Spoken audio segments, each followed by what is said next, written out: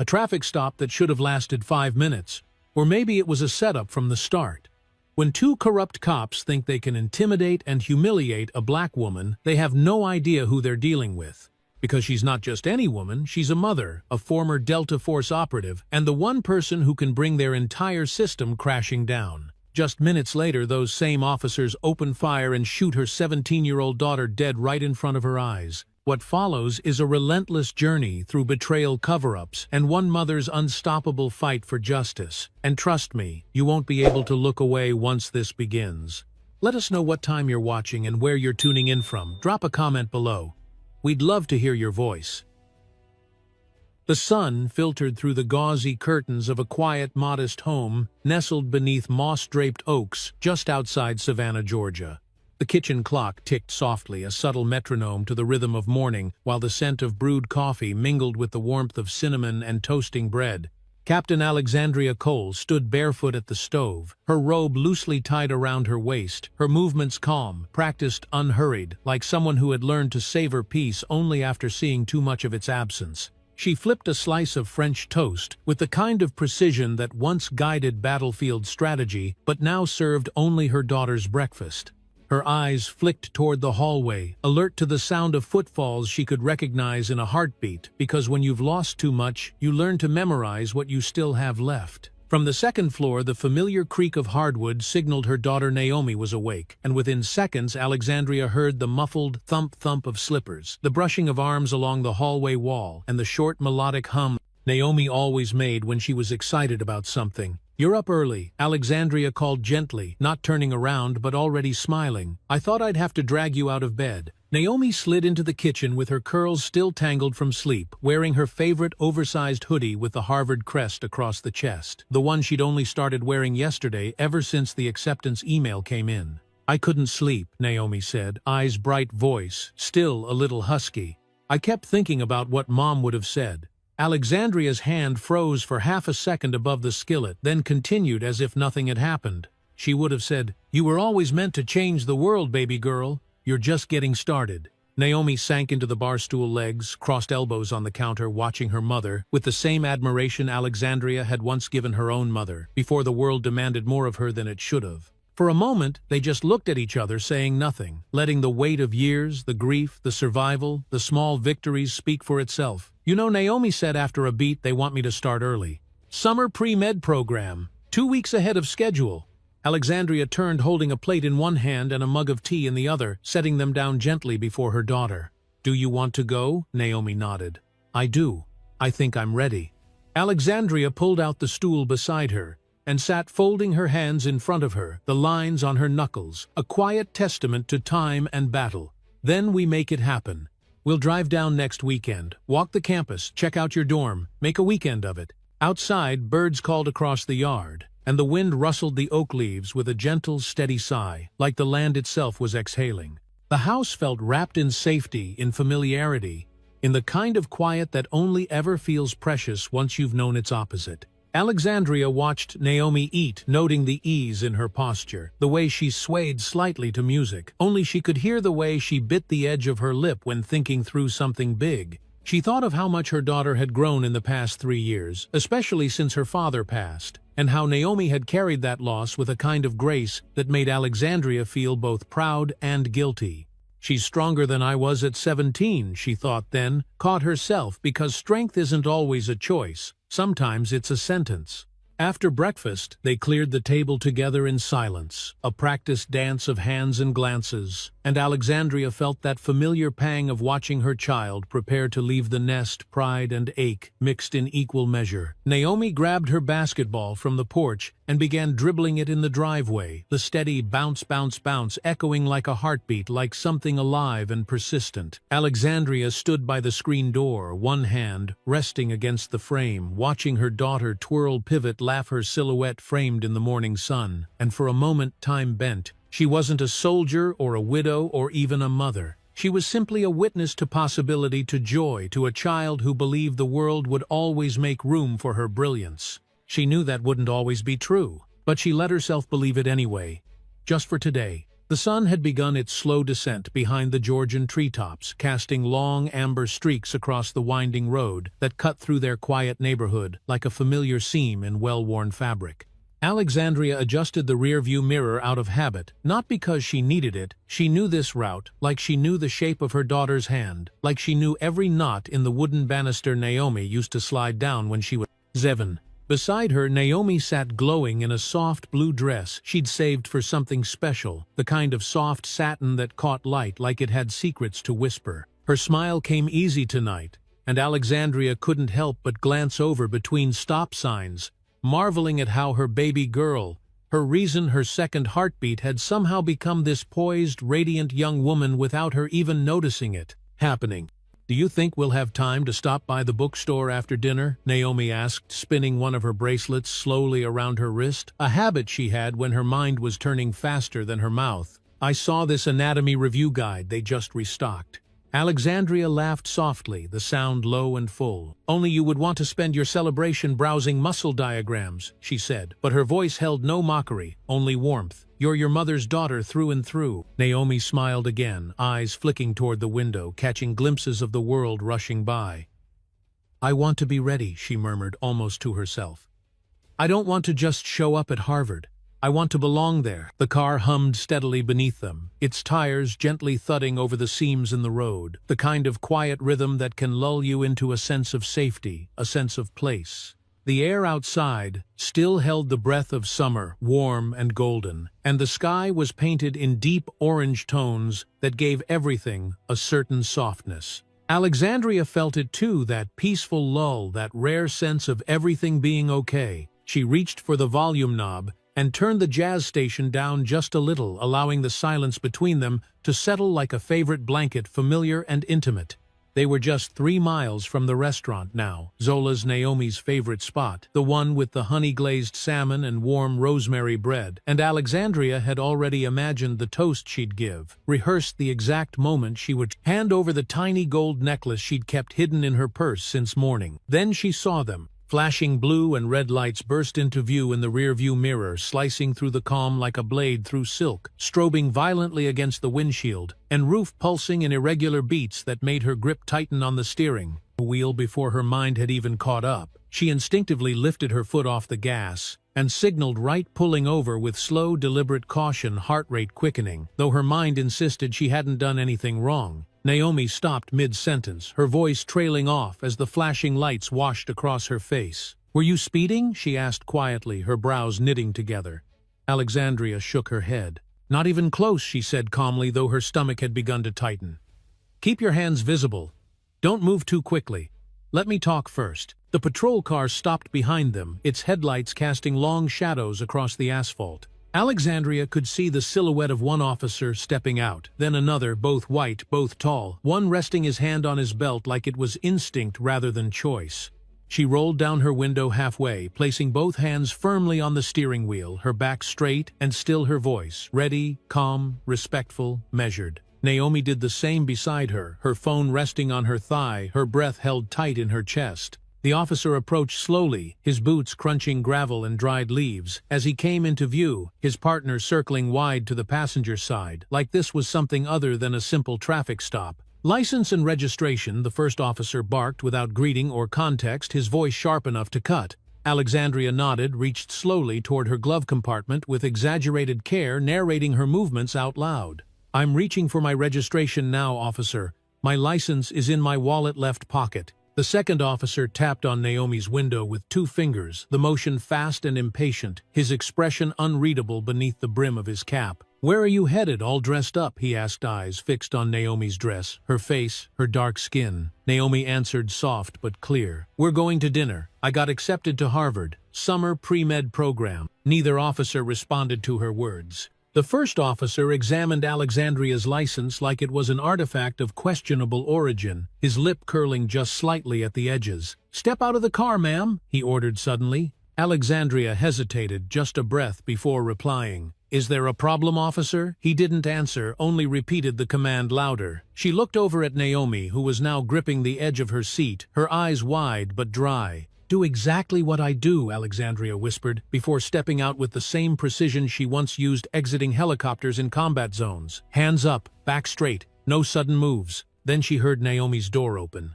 The second officer was ordering her out now, too, voice raised tone, urgent and invasive. She's 17, Alexandria said, turning her head but not moving. She's a minor. Keep quiet, the first officer snapped, pushing Alexandria toward the hood of the car. She complied, jaw-tight, pulse thudding behind her ears. In her peripheral vision she saw Naomi being positioned next to her, hands against the car, chin lifted in defiance. I'm recording this, Naomi said, slowly reaching for her phone. We have the right to document this interaction. That was the moment the air changed. The officer lunged. Alexandria saw the movement before she registered the sound, a shout, then a scream, then the clatter of a phone hitting pavement. Her body jerked as instinct surged her hands, shooting up again, her voice hoarse with panic. She's not resisting, please don't hurt her. But it was too late, everything moved too fast and too violently. One officer screamed something about a weapon, the other reached. 2 shots fired into the golden light. Naomi's body crumpled like paper. And the sound that left Alexandria's throat wasn't human. She collapsed to her knees, hands bound, arms restrained, eyes fixed on the single drop of blood that trickled from Naomi's temple to the blacktop below, perfect round and endlessly red. The silence that followed the gunshots was not quiet at all. It was the kind of silence that screamed, pierced, swallowed everything in its path, like a black hole collapsing inward. Alexandria couldn't breathe, couldn't scream, couldn't form a single coherent thought as her knees buckled beneath her, the impact of bone on pavement, jarring but meaningless compared to the sight in front of her. Naomi's body lay still on the warm asphalt, one arm curled awkwardly beneath her, her hair splayed like a halo of shadows around her head, her blue dress now stained in places with a color too bright, too red, too wrong. For a brief moment, Alexandria's mind refused to accept what her eyes saw, because nothing about it made sense. Not the way Naomi had smiled just minutes ago, not the soft cadence of her voice, not the hope that had danced in her words about the future. She tried to crawl toward her daughter, her wrists still bound behind her, her face scraping the pavement as she dragged herself inch by inch with a desperation that was more instinct than thought. Let me help her, she gasped, the words coming out broken and raw, barely recognizable as her own. One of the officers barked at her to stay down, but she didn't care, didn't even hear him fully. She only saw Naomi's eyes still open, staring at the sky, as if trying to find something beyond it, as if caught mid-thought. Naomi, Alexandria whispered, her voice trembling with all the years of motherhood wrapped into a single shattered breath. I'm here, baby, I'm here. The hands that yanked her backward were rough, indifferent, impersonal, the same way you'd move furniture or trash, not a mother watching her child bleed out in front of her. The officer's knee pressed into her back, sharp and hard, while the cuffs bit deeper into her skin, and still she kept her eyes on Naomi, as though her gaze alone could keep her daughter tethered to the world a few seconds longer. Traffic had stopped on both sides, now headlights flickering, horns, quieted, people frozen in place as witnesses, without knowing what to do, whether to help or to film or to pray. The air smelled of metal and burnt rubber, of panic and summer dust, of something sacred being broken in a way that could never be mended. Blood spread slowly from under Naomi's shoulder, a dark flower blooming on the pavement beneath her, and Alexandria's stomach twisted at the thought that the only warm thing touching her daughter now was the road. She heard someone yelling into a radio officer down civilian unresponsive need EMS on site, but it sounded more like procedure than urgency, like they were reading from a manual instead of reacting to a human being's life slipping away in real time. No one moved to help. No one knelt beside Naomi to stop the bleeding. No one dared to look Alexandria in the eye. When the ambulance finally arrived, sirens blaring in the distance like a cruel echo of the earlier gunfire, Alexandria had already stopped crying. Her tears had dried on her cheeks, her lips pressed into a line too tight to tremble, her eyes red but dry. She watched them load Naomi's body onto the gurney, not with the care of medics tending to a patient, but with the careful detachment of people handling a case that was already lost. She's just a child, Alexandria said again, this time to no one, her voice barely louder than a breath. She was just a child. They didn't let her ride in the ambulance. They didn't uncuff her wrists. They didn't tell her where they were taking her daughter. Instead, they placed her in the back of a cruiser, the door shutting with a finality that made her shoulders slump. She sat in silence, forehead against the window, watching the lights smear across the glass like smudges on a memory. She didn't ask questions anymore. She didn't beg. Something in her had gone quiet, not in surrender but in suspension, like a bowstring, pulled back so tightly it could no longer tremble. At the station, they booked her like any other suspect: fingerprints, mugshot, basic questions delivered with clinical detachment. No one mentioned Naomi. No one offered a blanket or a glass of water, or even a moment to sit and breathe. The fluorescent lights overhead buzzed relentlessly, humming like an insect in her skull, and Alexandria felt her focus splintering in 100 directions she couldn't chase. Time passed without her consent, and when they finally led her to an interrogation room, it felt like entering a different kind of battlefield, one where the weapons were silence and suspicion, and truth was just another casualty. The walls were bare, the table cold, the chair too rigid to provide comfort. She sat with her hands clasped tightly in her lap, staring at the blank wall opposite her, refusing to let her thoughts drift toward the what-ifs. If Naomi hadn't reached for her phone, if Alexandria had driven a different route, if the officer hadn't been so quick to pull his weapon, if the most dangerous word in the world when you've just lost everything. Eventually, a man in a cheap blazer walked in with a file tucked under his arm and a face that looked like it had practiced neutrality in the mirror. He sat down slowly, flipping open the folder with deliberate care, and cleared his throat, as if the act of addressing her was somehow a burden. "Mrs. Cole," he began, "we need your statement about what happened tonight." She didn't answer at first, just stared at the folder in front of him like it might somehow open wide enough to contain all that she felt, all that had been stolen from her. "My daughter was recording everything," she said finally, her voice low but steady. "Where is her phone?" He didn't flinch. No phone was recovered at the scene. Her lips parted, then closed. "That's impossible," she said, leaning forward just slightly. "She was recording. I saw her drop it." He nodded as if acknowledging a minor inconvenience. "According to the officer's statements, your daughter made a sudden movement which Officer Grant interpreted as a threat." Alexandria's hands curled into fists beneath the table, her knuckles paling under pressure. "She was 17, she said, her voice now harder, edged with disbelief. "She told you she got into Harvard. She was going to dinner with her mother." "I understand this is difficult," the man replied, still expressionless, "but the investigation will determine whether any misconduct occurred." She laughed once, sharp, humorless. "Misconduct, she's dead." The man closed the folder and stood. "We'll be in touch." As he left, Alexandria stared at the door long after it closed, the echo of its latch ringing louder than anything he had said. She leaned back in the chair, spine pressed against the cold metal eyes fixed on the ceiling, and breathed in through her nose, slow and deep. Her heart was beating again now, not fast, not panicked, but with a deliberate rhythm, as if it had recalibrated to something new. Not grief, not fury, not even survival. Resolve. And in that sterile, windowless room, where the hum of the lights never stopped, and the world had gone impossibly quiet, Captain Alexandria Cole made herself a promise. Not out loud, not for them, but for Naomi, and it would begin with remembering exactly how still the air had felt the moment her daughter's heartbeat stopped. The morning after Naomi's death did not begin with light or sound or memory, it began with absence thick and shapeless, pressing into Alexandria's lungs like wet cloth. The interrogation room was silent now, its corners harsh with shadows and sterile white light, a flickering bulb above casting pale loops across the scratched metal table.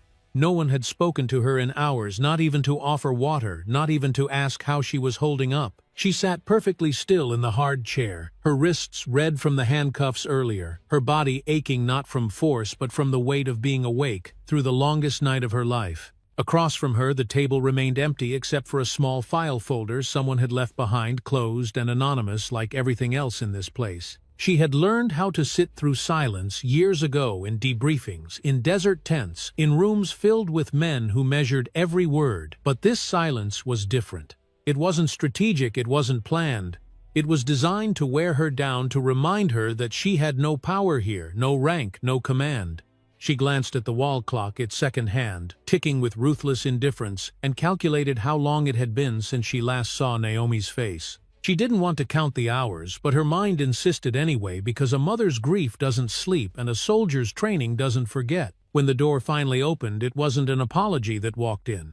It was Detective Clarence, a man with soft shoes and a neutral expression, the kind that could make a death sound like paperwork. He sat without a word, opened the file, and looked at her as if he expected something. "We need your statement," he said plainly, as if that was the most pressing thing in the world. Alexandria didn't blink. "Where's my daughter's phone?" she asked, her voice low but sharp, the kind that cuts deeper than shouting. The detective didn't flinch. There was no phone recovered at the scene. That was a lie, and they both knew it. She could still hear it, Naomi's voice saying she was going to record the encounter, the phone falling, the sound of it skidding across the ground. It was there. She saw it. She was recording, Alexandria said, eyes locked on his. She said so out loud. There were witnesses. Clarence flipped a page, barely listening or pretending not to. "According to the officers, your daughter made a sudden movement. Officer Grant reacted in accordance with departmental policy." That phrase, so polished, so rehearsed, landed like a stone in her chest. She breathed in slowly, her knuckles tightening in her lap. "He shot an unarmed girl at point-blank range. That's not policy, that's murder." Clarence closed the file and stood.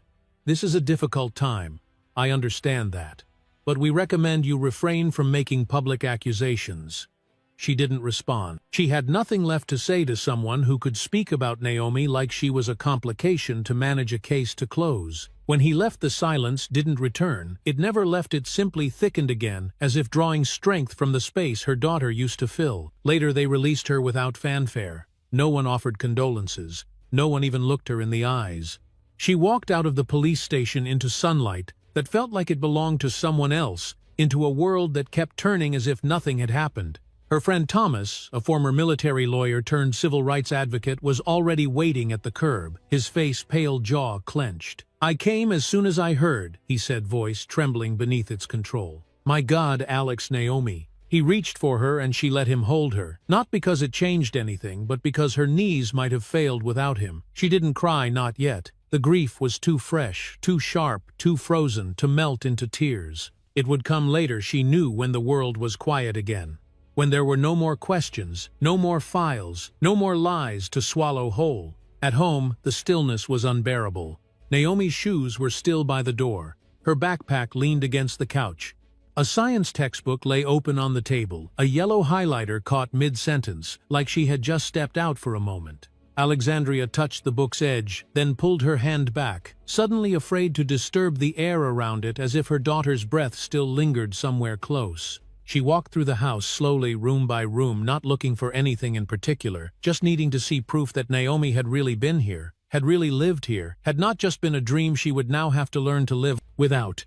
In her daughter's bedroom, sunlight filtered through sheer curtains, casting a pattern of leaves on the pale walls. Posters of science fairs and photos from the basketball team decorated the space. Her laptop sat on the desk, still open, the cursor blinking patiently on an unfinished scholarship essay. Alexandria sat down in the desk chair, her body folding into itself, her arms wrapping tightly around her middle, as if she could hold her heart together just a little longer. She stayed that way for what felt like hours. Then, as the sun began to fall behind the trees again, her breath found rhythm. Not peace, not comfort, but rhythm. She stood and walked back into the living room, picked up Naomi's backpack and set it gently in her lap. Her hands moved slowly, deliberately, checking each pocket, each compartment, as if expecting something she couldn't name. The phone wasn't there. She already knew it wouldn't be, but it didn't stop her from searching. It wasn't about hope. It was about clarity. Because now she understood. The system wasn't failing. It was functioning exactly as designed. The night Naomi died, Alexandria didn't sleep, couldn't sleep, because the quiet no longer meant peace. It meant something was missing, something fundamental and irreplaceable. She sat alone in the living room long after the sun had vanished behind the horizon, bathed only in the blue glow of the desk lamp, her body motionless except for the slow rise and fall of her chest. The walls felt closer now, the furniture heavier, the very air around her charged with a strange tension, as if the house itself was bracing for what came next. Her phone had vibrated several times over the last hour, mostly messages from friends and fellow veterans offering condolences, or from reporters asking for statements she had no intention of giving. But Alexandria wasn't interested in sympathy or sound bites. She wanted truth, and she wanted proof. Her eyes drifted to Naomi's laptop, still sitting open on the kitchen counter, the same place her daughter had left it that morning, its screen dark but not yet asleep. She rose slowly, not from weakness, but from the weight of certainty, her bare feet silent on the hardwood floor as she crossed the space between grief and something harder, something focused. With a gentle touch, she tapped the spacebar and the screen lit up instantly, asking for a password she already knew by heart. Naomi had never hidden anything from her mother, not her ambitions, not her fears, not even the places where those two things overlap. The desktop was a familiar mixture of color-coded folders, open documents and browser tabs, college applications, science articles, annotated videos of basketball games. But what caught Alexandria's eye wasn't any of those things. It was a single folder tucked neatly in the corner of the screen marked with one word, emergency. Her throat tightened as she double-clicked it, revealing a lone video file dated the night of the traffic stop. Her fingers hesitated over the trackpad not because she was afraid of what she'd see, but because part of her already knew. When the footage began to play, it was shaky at first, captured from Naomi's phone as she placed it upright on the dashboard, recording both the front windshield and the voices within the car.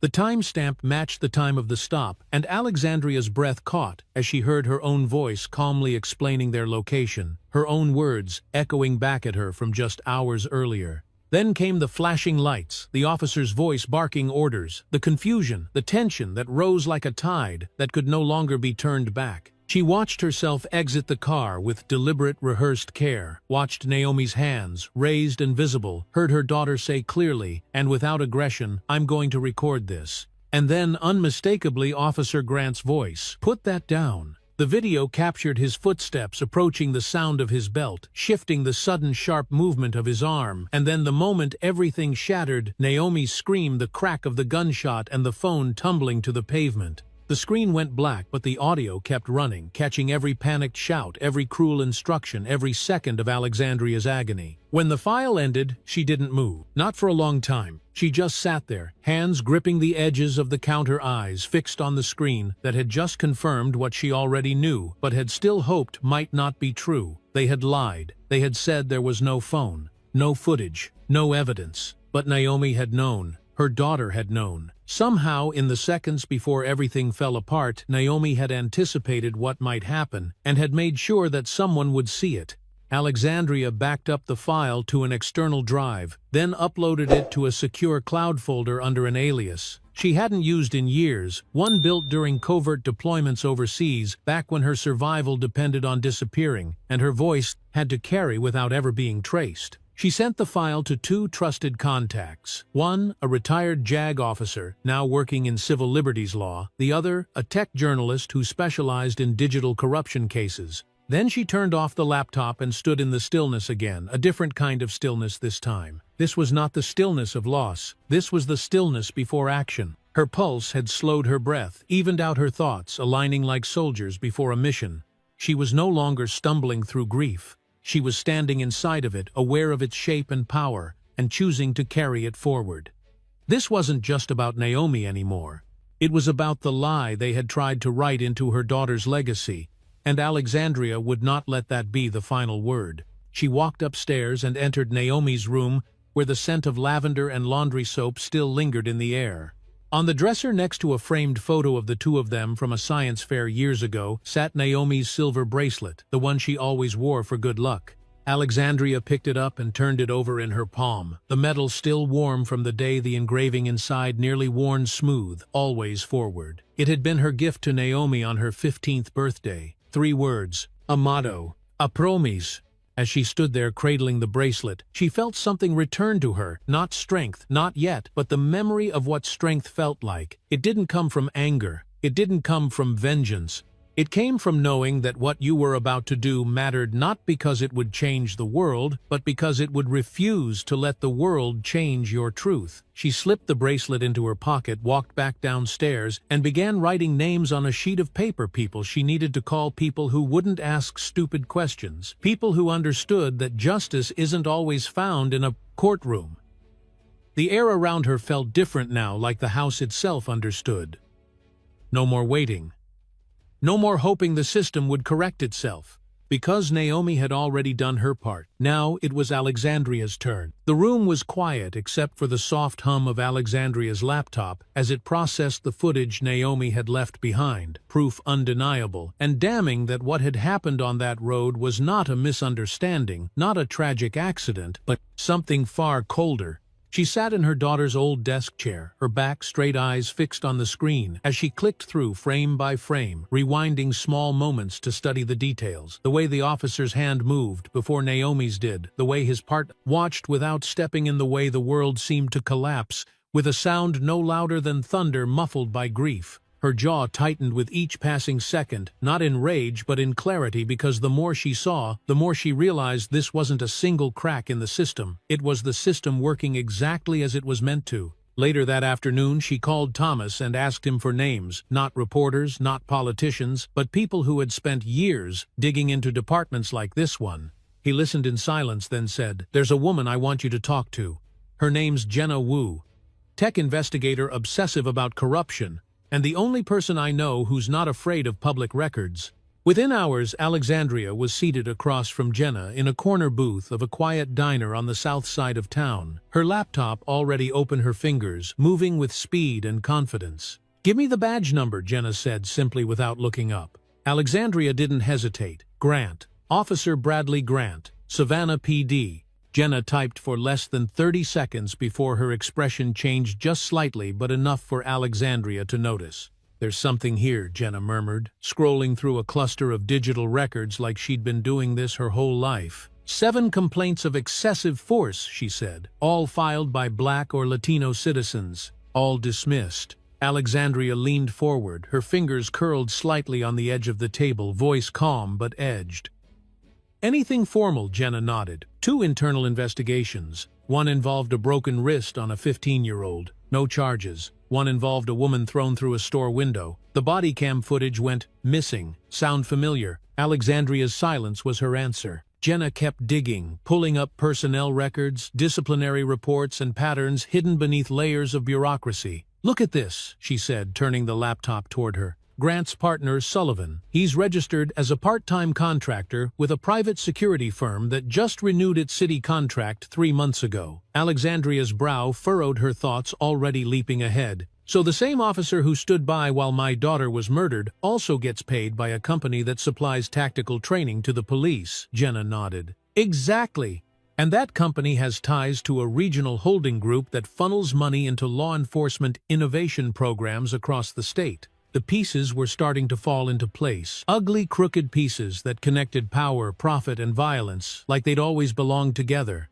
Alexandria stared at the screen, at the maze of names and departments and contracts. So when they said it was a mistake, what they really meant was it was business as usual. Jenna looked up then, and for the first time since they met, her face softened. That's exactly what they meant. They sat in silence for a moment, letting the weight of it settle in. Outside, the sky had turned slate gray, the kind of heavy southern overcast that made everything feel suspended in time. Cars passed by the window in a slow rhythm, their tires whispering against the wet pavement. Alexandria took a sip of coffee that had long gone cold, her eyes unfocused, her body still. "My daughter was supposed to start Harvard in 6 weeks, she said softly, her voice steady but hollow. She worked her whole life for that, and in under 60 seconds they erased it like it meant nothing. Jenna didn't respond right away. She simply closed her laptop, then reached into her bag and handed Alexandria a flash drive. "This is everything I found so far. It's encrypted and I'll keep digging. But if you want the public to listen, we need more than records. We need pattern, we need context, and we need someone willing to say it out loud." Alexandria took the flash drive without hesitation, her grip firm, her gaze unwavering. "Then let's find them." That evening she returned home not to rest but to prepare. She cleared Naomi's desk, gathered old notebooks, pulled out files from her own military records, every report, every contact, every favor she hadn't yet called in. She created a board in the living room, pinning up names and dates and connections with lines of string like she'd once done during field missions overseas. This wasn't a vendetta. This was intelligence gathering. A mother's war room. A quiet declaration that she was not going to let her daughter's name be buried beneath the silence of official statements and procedural shield. The house had changed again. Not back to what it was when Naomi was alive. Not into a tomb for grief, but into something sharper, clearer, a place where truth would be built piece by piece until the weight of it collapsed everything that tried to stand in its way. And for the first time since that night, Alexandria felt something close to purpose begin to rise from beneath the rubble of her sorrow. The first sign that someone was watching came 2 days after Alexandria uploaded the video to the secure servers and handed copies to Jenna and Thomas, 2 days after she began mapping connections between badge numbers and backroom contracts, and just hours after she spoke with a journalist who agreed to view the footage only to go silent the next morning. It started small, like most threats do, with something meant to be subtle but unmistakably deliberate. A single crow, freshly dead, placed on her front porch before sunrise, its black feathers wet with dew, its neck broken cleanly, as if snapped by a practiced hand. Next to it a piece of folded notebook paper. No envelope, no handwriting, just 5 words typed in bold, even letters. Accidents happen to the loud ones. She didn't call the police. Not because she wasn't scared she was, but because she already knew how that would go. Instead, she picked up the crow with gloved hands, placed it gently in a trash bag, and slipped the note into a folder already thick with timelines, printouts, and photographs. She took a picture of the scene, time-stamped it, then checked the exterior camera feed she'd installed the night after Naomi's death. The footage between 2:07 and 2:14 a.m. was mysteriously corrupted, just static. Nothing before, nothing after. Clean, precise, professional. By the end of that week, someone spray-painted the word LIAR across her garage door in red, thick, angry strokes, dripping like blood. The same night, a rock shattered her kitchen window while she was making tea, the glass exploding across the tile floor in 1,000 tiny shards that sparkled under the overhead light like they belonged there. She didn't scream. She didn't even move at first. She just stood still, letting the silence settle around her again, the only sound the slow, steady dripping of tea from the counter to the floor. When the responding officer finally arrived, he moved through her home with the bored detachment of someone performing a routine. He barely looked at the broken glass. He didn't dust for prints. He didn't write down much of anything. Probably just kids, he said, with a shrug, eyes flicking toward the garage like it wasn't his problem. Some people don't like all the attention you've been getting. Alexandria looked at him carefully, then her voice quiet but firm. It's only attention if you think speaking the truth is a performance. The officer didn't reply. He just nodded, offered a dismissive, "We'll file a report," and walked back to his cruiser without another word. That night, she reinforced the locks, double-checked every window, and stayed downstairs until sunrise, with her service pistol on the coffee table and Naomi's photo beside it. The next morning, she found her tires slashed deep, clean cuts through the rubber, symmetrical, like they'd been done with a practiced blade. Her hands shook as she dialed Jenna's number, not from fear but from something worse. Exhaustion, the kind that creeps in when you realize you're being targeted, not because you did something wrong, but because you dared to refuse silence. "I think they're trying to wear me down," she said, when Jenna answered, her voice brittle from too many sleepless nights. "It's working." Jenna didn't respond right away.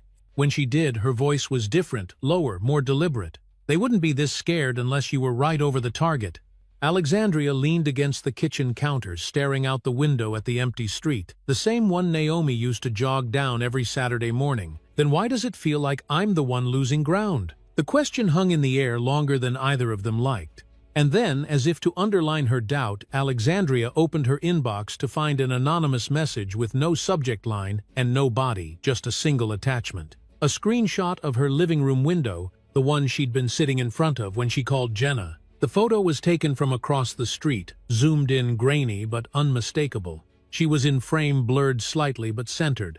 Behind her, barely visible through the curtains, was Naomi's photo on the mantel. The implication was clear: we see you, we see all of you. She didn't flinch. Not outwardly. She saved the image, printed it twice, one copy for the folder, one for the wall, and then sat down with a pen and a new sheet of paper. The list she began wasn't of suspects, it was of names she needed to protect. Thomas, Jenna, the neighbor 2 houses down who sometimes watched her place when she traveled, the barista at the coffee shop who'd quietly slipped her a handwritten note that said thank you for fighting for her. No one was out of reach, not anymore. That evening she found herself staring at Naomi's bracelet again, the silver one with the engraving so worn you had to tilt it toward the light to read the words, "Always forward." The phrase had meant something different back then when she gave it to her daughter as a quiet encouragement. But now it pulsed like an instruction. Not vengeance, not retreat, just forward. She breathed in slowly, felt her lungs expand with something that wasn't rage or sorrow but resolve. Whatever came next, threats, slander, surveillance, it wouldn't be enough to silence her. Because Naomi had believed the world could be better. And Alexandria wasn't going to let fear be the final chapter in her daughter's story. Not while she was still standing. Not while she still had breath in her body and truth in her hands. It was a Thursday morning when the past came, knocking not with violence, not with threats, but with steady footsteps and a voice that had once belonged to another life. Alexandria was in her backyard, trimming the hedges along the fence line, letting the rhythm of small, ordinary tasks calm her breath when she heard the front gate creak open. Her hand paused, mid-cut the shears still hovering in the air, and for a moment she considered pretending not to hear, just to enjoy a few more minutes in the quiet that hadn't yet been interrupted by phone calls, coded emails, or subtle threats. But something in the heaviness of those steps felt familiar, not dangerous, not urgent, but known. She turned slowly and came around the corner, just in time to see General Samuel Green, retired commander of the 3rd Special Forces Group. Longtime friend of her late husband, and one of the few people she trusted, without condition, standing at the bottom of her porch steps, his dress slacks pressed crisp, his brown hands folded loosely in front of him, and his eyes shaded by the brim of a well-worn cap. "You've been busy," he said gently, voice calm but edged with quiet concern. Alexandria nodded, once wiping her hands on the towel tucked into her waistband. "You didn't come all the way from Raleigh to admire my landscaping, Sam." He offered a faint smile, the kind you give someone when there are too many things you can't say yet. "Mind if I come in?" She held the door open and gestured him inside her shoulders, relaxing slightly as he passed. He moved through her home like someone who knew every corner of it, which he did there. Had been cookouts, holidays, funerals, years of memory baked into the furniture and faded photos. But today his eyes didn't linger on the mantel or the bookshelves. They went straight to the wall, covered in string notes and printed screenshots. Her war map. He stood silently before it for a full minute before speaking. "I got a call," he said, his voice lower now, "from someone I know at the Department of Justice. They flagged your name, not officially, not yet, but they're watching." Alexandria crossed her arms, steadying herself. "Good. Maybe they'll finally see what's been buried under their silence." Sam turned to look at her fully, his expression unreadable. "That's not how they see it, Alex. They think you're escalating. They think you're unstable." She didn't flinch. She had heard that before from detectives, from news anchors, from strangers on the internet who'd never held their dying child in their arms. "Do you think I'm unstable?" she asked, her voice quiet but firm. He didn't answer right away. "I think you're grieving," he said finally. "And I think you're carrying this alone because you've forgotten how to let anyone else hold the weight with you." She looked down at the floor for a moment, then back up. "I can't afford to let anyone else hold it. People get hurt when they stand too close." Sam walked over to the table and picked up a printed still from the footage, Grant's face mid-shout, half-shadowed by his patrol car's lights. "What you're doing isn't wrong," he said, placing the paper down with care. "But it's dangerous, and not just to you. I've seen careers end over less. I've seen lives end over less."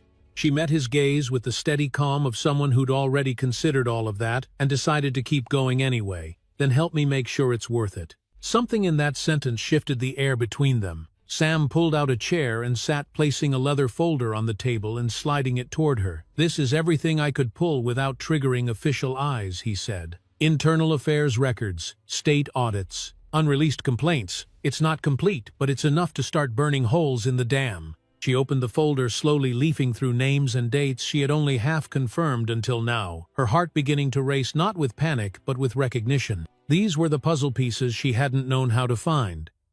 "Why now?" she asked, not looking up. "Why bring this to me today?" Sam leaned back, his arms crossed loosely. "Because someone tried to silence your daughter, and they're trying to silence you. But what they didn't count on was how many of us have been waiting for someone like you to call it out loud." He paused, his voice steady. "You're not the only one who's tired of pretending the system isn't rigged." Alexandria exhaled slowly, her fingers resting on the documents, as if grounding herself to something solid. "I didn't plan to lead anything. I just wanted them to admit what they did." Sam shook his head. "That's the thing about truth. Once you chase it, people start following even if you never meant to lead." They sat in silence for a while, two soldiers long retired from battle, now drawn back into a different kind of war. The late afternoon sun filtered through the window blinds, casting long, golden stripes across the hardwood floor and the folder that lay between them. Outside, a breeze stirred the wind chimes on the porch into a low, thoughtful murmur. Inside, Alexandria felt something shift, not a release of pain, not the lifting of grief, but a widening of purpose. She looked at the names written on her wall, at the red thread stretching across departments and dates and buried reports. For the first time in weeks, she didn't feel like she was standing at the edge of something impossible. She felt like the beginning of something real. And in that moment, with the quiet certainty of someone who had spent her life moving toward fire rather than away from it, Alexandria picked up a pen, circled a name on the printout, and said, "Only this. Let's begin." Raymond Shaw didn't waste time on pleasantries. He never had, not in war zones, not in newsrooms, and certainly not when standing in the doorway of a woman who had just buried her only child. He was tall, wiry, with a face carved by decades of stories too ugly to print and too real to forget. When Alexandria opened the door, he simply held up a flash drive. No words, just a nod that said, "I brought something." She let him in without speaking, guiding him past the photographs, the fading flowers, and the silent ache that now lived in every corner of her home. They sat at the kitchen table like soldiers in a bunker, quiet, alert, preparing for the next move without needing to say it out loud. Raymond pulled a laptop from his bag, opened it with practiced ease, and clicked through a sequence of folders with names that meant nothing to most but everything to the people paying attention. "I started following this 3 years ago," he said, his voice low and even. "After a shooting in Meridian, same pattern, same type of cover-up, and the same private firm hiding behind it all." He slid the laptop toward her, the screen filled with charts, documents, scanned invoices, surveillance stills. "I traced 3 different shell companies back to a parent firm called Falchion Strategies, which provides tactical consultation to over 60 police departments across the Southeast." Alexandria leaned forward, her eyes narrowing slightly as the connections began to crystallize.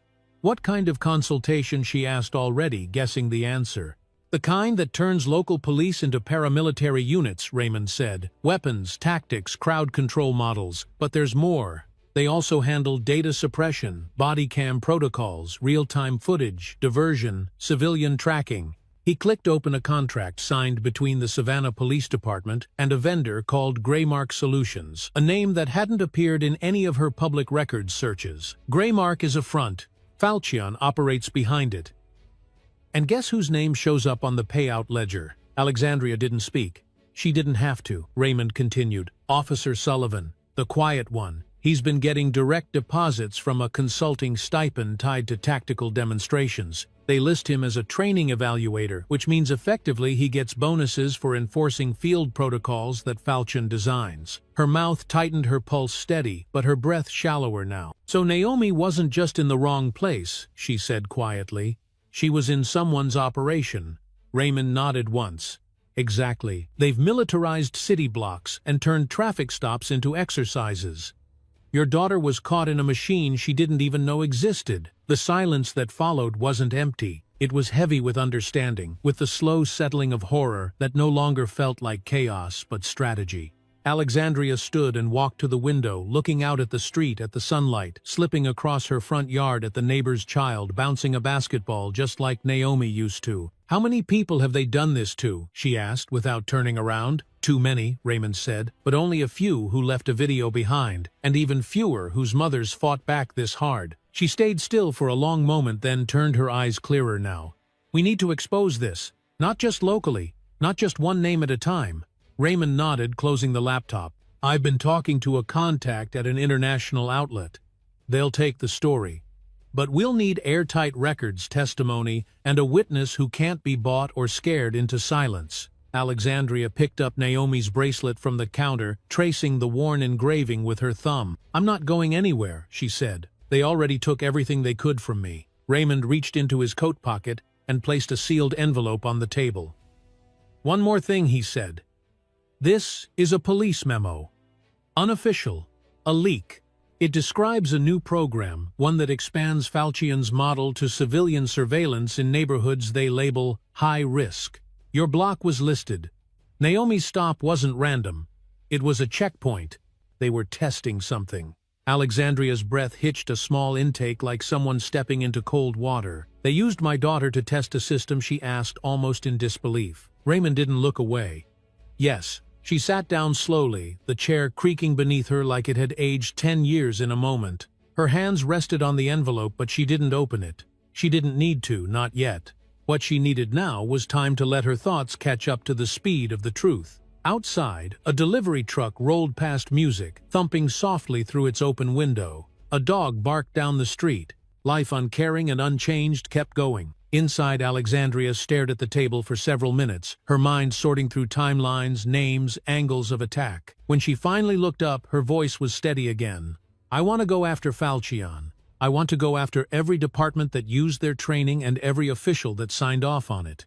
Raymond smiled, not out of joy, but from the rare recognition that comes when someone steps fully into a role they were born for. Then let's bring it down, he said. And in that small kitchen, with the smell of old coffee lingering and the past bleeding into the present, two people who had seen too much and lost even more made a choice. Not to hope, not to plead, but to fight with documentation, with evidence, with voices raised so loud the silence would have nowhere left to hide. And as Alexandria reached for a pen, drawing a line through Sullivan's name on her board and circling the word Falchion twice in thick red ink, she didn't feel fear. She felt direction. The storm came quietly, not with thunder or wind, but in the form of a neatly typed report slid under Alexandria's door just before dawn. It was stapled at the top left corner, unsigned and marked confidential. Internal correspondence, its font sterile, its tone clinical, but the contents inside were anything but neutral. She read it twice in silence, her fingers tightening slightly at the corners of the page with each new paragraph. It confirmed what Raymond had suspected, what Jenna had begun to trace, and what she had feared all along. This was not just a rogue precinct or a corrupt partnership. It was an entire network of sanctioned abuse, protected at the highest levels of city leadership, and masked behind phrases like public safety integration and community stabilization initiatives. The names were all there. Wendell Meyer, the sitting chief of police, listed as a direct liaison to Greymark's expansion rollout. Karen Fielding, the deputy mayor, flagged for approving discretionary surveillance budgets through a private fund that bypassed council oversight. Alexandria sat at the kitchen table with the document in one hand and a mug of untouched coffee in the other, her thoughts moving faster than her heartbeat. She stared at the laminated surface of the table as if it could anchor her, keep her from slipping into that dangerous space between disbelief and fury. Outside, the neighborhood remained calm, unaware, the sound of sprinklers ticking softly in the distance, birds darting from branch to branch, children laughing somewhere down the street. It all felt so ordinary, so unworthy of the grief now living inside her body like a second skin. She reached for the red marker and walked over to the board on her wall, the one she and Sam had built, piece by piece, line by line, name by name. She drew two thick circles, one around Meyer, one around Fielding, then connected them with a stroke that split through three smaller names already on her list. So this is the head of the snake, she murmured to herself, stepping back, her eyes narrowing as the shape of the structure became clearer. Later that day, she met Raymond and Jenna at a neutral location, a low-rent office space used by an independent podcast team who owed Raymond a favor and didn't ask too many questions. The room smelled faintly of dust and soundproof foam, the lighting dim but functional. The kind of place that didn't look like much but had quietly published some of the most explosive stories of the past 5 years. Jenna laid out her laptop, pulling up the visual map she'd been building, documents, financial trails, meeting logs, and back-channel emails recovered through whistleblower leaks. The digital signature from the City Hall server matches Fielding's personal device, she explained. That alone ties her directly to the contract approval pipeline. Raymond added a file folder of printed witness statements, most anonymous, some redacted, each one a nail in the coffin of plausible deniability. We're sitting on a story that could level half the city's power structure, he said quietly, not with excitement, but with the grim awareness of what came with truth this heavy. Alexandria looked at the documents in front of her, then at the faces of the two people who had stood beside her when others had fled. Then we publish it, she said. Everything. Names, dates, audio, video, no edits, no waiting for a statement. Jenna hesitated. If we do that, it won't just be a story. It'll be war. Alexandria nodded. It already is. They worked late into the night, drafting timelines, cross-checking sources, uploading backups to 3 encrypted servers. When it was finished, Jenna prepared a press release with attached files set to go live across multiple platforms, news aggregators, social media, independent networks. They agreed on 6:00 a.m. sharp, a time calculated for maximum visibility and minimum interference. Once this drops, Raymond said, "We can't take it back." Alexandria didn't blink. "I'm not here to take anything back." That night, back home, Alexandria sat in Naomi's room with the laptop still open in her lap, the screen glowing softly in the dark. She didn't cry. She didn't speak. She just watched the cursor blink beside the final line of the letter she had written and rewritten a dozen times. The one that would go at the top of the report as her statement, as a mother, as a soldier, as a woman who had been silenced too long. The words she chose were simple. "My daughter died because powerful people thought no one would care enough to uncover the truth. They were wrong." She closed the laptop and set it gently on Naomi's desk, brushing her hand across the edge, as if touching memory itself. The house around her was quiet, still wrapped in the illusion that the world outside hadn't changed, that justice still meant something. But Alexandria no longer believed in illusions. She believed in evidence and exposure, and in the quiet roar that follows when enough people finally open their eyes. As the first light of morning bled across the sky, Alexandria stepped out onto her porch barefoot, her arms crossed over the hem of Naomi's hoodie, which she now wore like armor. The breeze was soft, the air cool against her skin, and the horizon stretched wide and open like a stage waiting for its next scene. The city would wake soon, and when it did, everything would be different. She didn't smile. She didn't need to. She just watched the sky change steady, and still, like someone who had already made peace with the cost of telling the truth. They came just after midnight, when the neighborhood was asleep and the world felt suspended between darkness and dawn. Alexandria had just closed her eyes for the first time in nearly 48 hours, her body stretched out on the couch, still wearing the same clothes from the night before. A low thud against the back window pulled her out of the edge of sleep, not loud enough to be a crash, but too sharp to be the wind. She sat up slowly, heart already beginning to race, listening carefully for the follow-up sound that always came after an accident or an intrusion. It came seconds later, the deliberate creak of wood under weight, like a porch step being tested by boots that didn't belong. She moved quietly, fluidly, just like she'd been trained to do years ago, her body remembering how to be alert without panic. She grabbed the firearm from beneath the cushion, checked the safety, and made her way toward the hallway with measured steps. Before she reached the door, her phone lit up on the counter, an alert from the exterior cameras. The footage showed two men in dark tactical gear circling the property, one holding what looked like a crowbar, the other scanning the side window with a flashlight clipped to his vest. She didn't recognize either of them. They moved with too much coordination to be random vandals, and too much purpose to be petty criminals. These weren't amateurs, they were professionals, calculated, quiet, efficient, and they weren't here to steal. They were here to send a message, or to erase one. Alexandria backed away from the window, breath-controlled eyes narrowing, and pressed the emergency call button Jenna had programmed for her one touch, sent alerts to Thomas, Jenna, Raymond, and a trusted federal contact who owed her more than one favor. Within seconds the screen flashed, signal received, help en route. But seconds were all she had.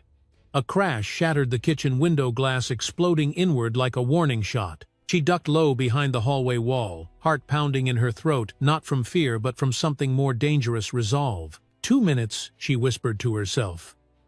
That's how long it'll take backup to get here. She heard footsteps inside, now heavy and confident, boots scraping against broken glass, moving toward the living room. She could make out two distinct voices, one muttering something about data recovery, the other swearing under his breath. They weren't just here to intimidate. They were looking for something, and that something was the evidence she'd spent weeks compiling: the footage, the documents, the names, the things that were never supposed to leave City Hall or department servers. But Alexandria was always 3 steps ahead. She had already duplicated every file to 4 separate drives, stored them in different locations, one of which had already made its way into national hands. What they wanted no longer existed in this house. All that remained here was her, and she wasn't going quietly. She took position in the hallway, aimed at the entry to the living room, and called out loud and clear, "You have 30 seconds to leave before this becomes a federal crime scene." There was a pause, a beat of hesitation, and then a voice shouted back, low and aggressive, "You've made too much noise already. This ends now." Alexandria didn't answer. She didn't need to. She just waited, breath slow, mind steady, arms strong. When the first man stepped into view, she fired once into the wall beside him. A warning, deliberate. The sound thundered through the house like a cannon, and in that instant, something changed. They hesitated. She could feel it. The illusion of control they carried shattered like glass underfoot. They weren't expecting resistance. They weren't expecting her to fight back. From outside came the rising sound of sirens, fast approaching, relentless. The intruders moved quickly, shouting to each other as they scrambled out the same way they came. Alexandria didn't follow. She didn't need to chase them. Their presence had confirmed everything she needed to know. The story was no longer just dangerous. It was personal. The police arrived minutes later, late enough to miss the action, but early enough to pretend they'd been part of the solution. Flashlights swept the rooms, radios crackled, questions were asked, and half answered, and statements were scribbled with the kind of care that never reached a courtroom. One of the officers tried to comfort her with practiced sympathy, offering a blanket she didn't need and words she didn't believe. But she was calm, too calm. She walked the perimeter with one of the junior officers pointing out the broken glass, the boot prints in the grass, the tire tracks in the alley. "They weren't here to rob me," she said flatly. "They were here to erase something." The officer said nothing, only nodded as if he understood more than he was allowed to say. By the time everyone left, it was almost sunrise again. Alexandria stood on her porch shoulders, square eyes fixed on the edge of the street where the shadows met the light. She knew the attack wouldn't be the last. She knew the people behind it weren't finished. But neither was she. She returned inside, swept the glass into a metal bin, locked the windows, checked the cameras again. Everything was routine now. Everything had purpose. She wasn't shaken. She wasn't broken. She was prepared. And when she sat back at the kitchen table, staring at the spot where the bullet had buried itself into the drywall just inches from her family portrait, she didn't feel fear. She felt confirmation. The morning after the break-in, Alexandria stood by her living room window, watching sunlight push through the oak trees, as if the night hadn't happened. The floor beneath her bare feet was cold, the faint scent of gunpowder still lingering in the air, a silent reminder of how close things had come to collapsing. The bullet hole in the drywall was now patched, but not painted, left exposed, like a scar she wasn't ready to cover. She sipped her coffee slowly, the mug warm against her palms, her thoughts clear, deliberate, measured, not because she was calm, but because she had no time left to waste on fear. She spent the morning revisiting everything: timelines, witness statements, chain of command structures, and every document Jenna had secured over the past 2 weeks. Her notebook was thick with scribbled annotations, arrows, connecting names and funding trails, highlighter marks framing key dates like neon flags on a battlefield. She worked without music, without distraction, her fingers tapping softly against the table with each realization that clicked into place. There were no longer questions about if this was orchestrated, only how deep it went and how much the public still didn't know. By noon she had made her decision. It was time to go public fully, relentlessly, without filter or apology. She met Jenna and Raymond in the back room of a community center that doubled as a legal aid clinic and a safe zone for whistleblowers. The room was spare but solid, with thick concrete walls and no windows, the kind of place where secrets could breathe without being heard. Jenna had already laid out the game plan: 8 encrypted hard drives, 3 off-site data caches, and a master video file stitched together from every thread they had gathered. Body cam fragments, leaked emails, city budgets, and interviews from officers who had stayed silent for years but were now ready to speak. "We hit publish tomorrow," Jenna said, her voice calm but hoarse from days of non-stop work. "We sync across 7 platforms at once, release the documents, then live stream the evidence with your statement." Raymond glanced up from his notes, his tone steady. "You sure you're ready to be the face of this?" Alexandria didn't blink. "I was ready the moment they lied about my daughter," she said. "The moment they tried to erase her like she never mattered."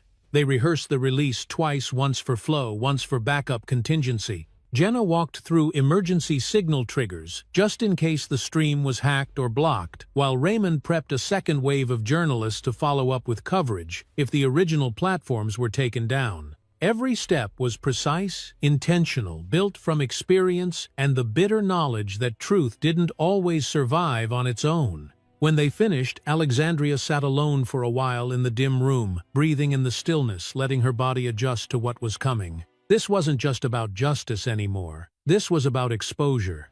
about removing the mask that corruption wears and showing people what it truly looks like underneath. Naomi had trusted the world to be fair. Alexandria had spent her whole life learning it wasn't. Now maybe, just maybe, the gap between those two beliefs could be bridged by truth. She went home that evening and sat on the back porch as the sun dipped below the horizon, painting the sky in streaks of gold and soft crimson. The wind moved through the trees like a quiet voice brushing her skin and lifting a single photo that had been pinned beneath a stone on the table, a picture of Naomi from her 16th birthday, laughing, head tilted back, eyes full of plans.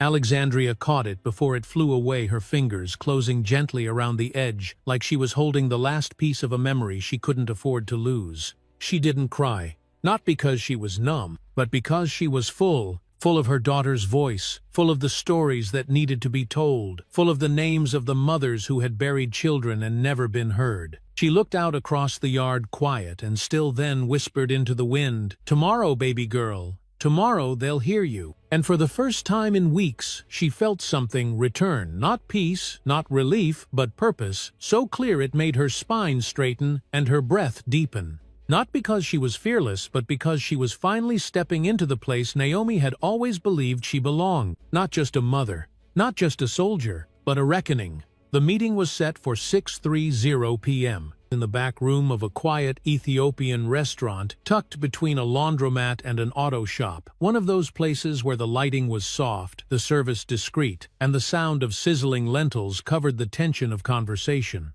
Raymond had arranged it through a burner phone using coded language, like it was muscle memory, and the man they were supposed to meet was a junior officer, someone still on the force, someone with enough access to hurt the system if he chose. To tell the truth, Alexandria arrived first, wearing jeans, a dark sweater, and a jacket that didn't draw attention, just another tired woman grabbing takeout after a long day, nothing more. She sat facing the door, her back to the wall, eyes sharp but unreadable, her hands wrapped around a glass of water she hadn't touched. Raymond walked in a few minutes later, nodded once without speaking, and slid into the booth across from her.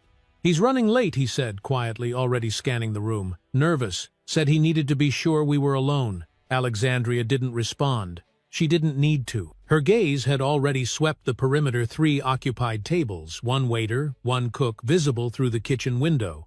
No cameras, no signs of outside interference. But even before the trap snapped shut, something in her gut felt wrong. Not loud, not urgent, just off. Raymond reached into his coat for the flash drive they were supposed to give the officer, but before he could slide it across the table, a sudden crash shattered the rhythm of the room. The front window exploded inward as 2 masked figures kicked it open, guns drawn, moving with practiced speed and deadly intention. The restaurant erupted in screams, chairs, clattering plates crashing to the floor. Alexandria was already in motion, grabbing Raymond by the collar and yanking him down just as a bullet tore through the wall where his head had been. Out the back, she shouted, dragging him toward the kitchen, heart-hammering eyes darting between shadows and light.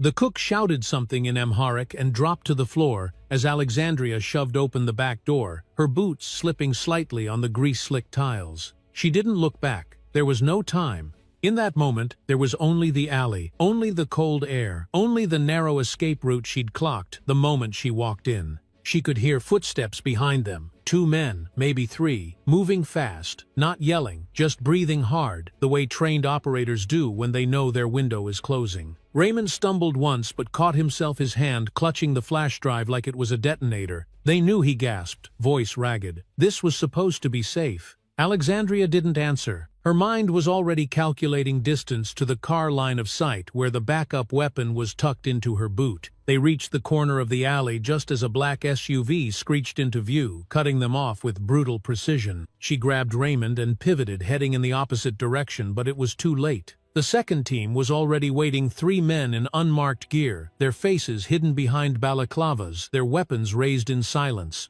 "Drop it," one of them shouted, eyes locked on Raymond's hand. And in that split second she saw it. The moment everything bent toward violence. Raymond turned his head slightly, looked at her, and did something she didn't expect. He ran. He sprinted toward the far wall, away from her, away from them, drawing the men with him, shouting, "Get it out, Alex, run!" Alexandria froze for half a second, her instincts at war with her, training her breath catching as the sound of gunfire. cracked through the alley like fireworks too close to the skin. Raymond went down hard face first, the flash drive still clenched in his hand. She didn't scream. She didn't move. She didn't even blink. She just turned and ran fast and low, cutting through side streets, her mind screaming, "Don't stop, don't look back, just move." By the time she reached her car, her lungs burned and her eyes were full of salt. She didn't cry. Not yet. She didn't even curse. She just started the engine, peeled out of the lot, and didn't stop until she was 20 miles outside the city, pulled off on a rural back road, surrounded by nothing but silence and pine trees. Only then did she open her palm and realize Raymond had slipped the flash drive into her jacket pocket during the chaos. She gripped it tightly, knuckles white, her entire body trembling from the aftermath, not just of the ambush but of his choice. He had known what would happen. He had seen it coming, and still he ran toward the fire. Still he chose to draw it away from her. Still he chose to give her time to carry the truth forward, even if it cost him everything. For several minutes Alexandria sat alone in the car, the engine off her hands, shaking slightly as she stared at the trees ahead. The world outside was quiet again, but it didn't feel calm. It felt suspended, like something sacred had been broken just beneath the surface. She thought of Naomi. She thought of the photo in her wallet. She thought of the way Raymond had smiled earlier that day when they finalized the press release and said, "We're almost there." And now he was gone. And she wasn't. The wind moved through the trees, slow and low like the breath of something ancient and tired. Alexandria leaned her head back against the seat, eyes closed, the flash drive still clenched in her hand. She could still feel his voice in her memory. "Run, Alex, get it out." She wasn't just running anymore. She was delivering. And the truth he died to protect would be louder now than anything they could silence.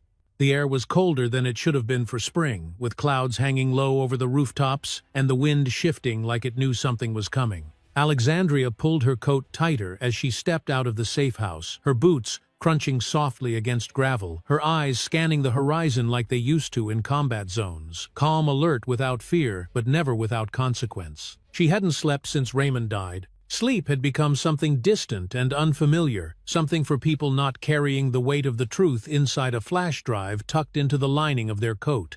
There were no more what-ifs now, no more waiting to be ready, no more worrying about timing, optics, or backlash. The plan was simple. It had to be. Upload the footage, release the documents, push the truth into the daylight before anyone else had the chance to bury it again. The team was already in motion, Jenna coordinating from a bunker 2 counties away, Sam mobilizing retired vets to monitor any interference, and the journalists Raymond had trusted working overtime to prep the publication in multiple languages and formats. But Alexandria's task was something else, something older, something final. She was going to deliver the truth in person. She'd chosen the courthouse steps not because they were dramatic, but because they were visible. Because justice, even when broken, still held symbolic ground. Because the very people who'd lied, covered up, erased her daughter's life in silence would now hear Naomi's voice echoed from the heart of the system they tried to weaponize. The press conference wasn't official. There were no permits, no approval. It was grassroots, unfiltered, direct. And in that rawness lay its power. As she approached the downtown square, the city looked the same on the surface. Commuters rushing past with coffee in hand, street musicians strumming soft chords, banners advertising spring festivals. But beneath it, a current had shifted. People knew. Whispers had turned into murmurs, murmurs into posts, posts into questions. And questions, if asked loud enough, had a tendency to bring everything to a halt. Alexandria moved through the plaza like she belonged to it, passing a group of young women holding signs with Naomi's face printed in black and white. The words, "Her name was Naomi," stenciled beneath. They didn't know she was there yet, not until she stepped onto the courthouse step. The cameras turned toward her like sunflowers to light reporters, shifting forward with mics raised civilians, pulling out phones unsure at first who she was, until the screen behind her lit up and Naomi's voice filled the plaza with calm,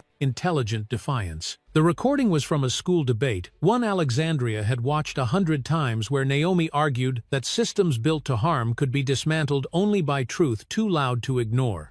As the words played, Alexandria stood in silence, her posture straight, her hands steady at her sides. Then she began to speak, not with theatrics or rehearsed lines, but with the quiet force of someone who had lived the weight of every word. She told them what happened, Not just to Naomi, but to the dozens of names buried in redacted files, the communities manipulated by surveillance networks, the officers incentivized to turn neighborhoods into war zones under the banner of safety. She named names, showed documents, played clips. One by one, she pulled their secrets into the daylight like weeds torn from stone. Some of the crowd wept. Some stood frozen. Others raised fists, but no one looked away. And when it was over, when the footage ended and her voice finally rested, she said just one thing more. You don't get to erase her. You don't get to define her in the aftermath of your violence. She was more than a moment. She was 17 years of brilliance, love, and belief in a world you didn't deserve to govern. And I promise you this, Naomi didn't die for a hashtag. She died because you were afraid of what her life represented. That ends today. The applause didn't come all at once. It came slowly, then all at once, like thunder from too many hearts beating at once. Alexandria didn't raise her arms or soak in the noise. She stepped down from the platform with the same steady gait she'd walked in with. Sam was waiting near the side of the plaza, his arms crossed, eyes glinting with something between pride and sorrow. He handed her a bottle of water. It's done, he said softly. They can't put it back in the dark now. She nodded once. It was never about me. It's about what they did, and what they thought no one would ever prove. Back at her car, she paused before unlocking the door, glancing across the square now filled with movement chants, cameras, and rising chants of justice for Naomi. She didn't smile, but her eyes softened. Not because the pain was gone, it wasn't, it never would be, but because the silence was gone, and that in its own way was a beginning. She slid into the driver's seat, placed both hands on the wheel, and looked up at the rearview mirror. For a long moment she stared into her own reflection, not searching for strength but recognizing it. And behind her eyes there was a memory clear and unwavering, Naomi's laugh, full and real, bouncing through the house, on a Saturday morning, unburdened and loud. She turned the ignition, and as the engine hummed quietly beneath her, Alexandria whispered, "You're still speaking, baby girl. And this time the world is finally listening."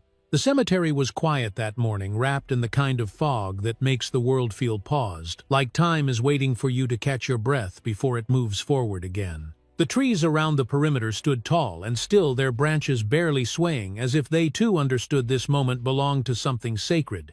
Alexandria moved slowly between the rows of stone markers, the dew soaking through the hem of her slacks, her footsteps silent but steady as she approached the grave she'd visited so many times in the past few weeks. She held no flowers, no candles, no words rehearsed in her head, only presence.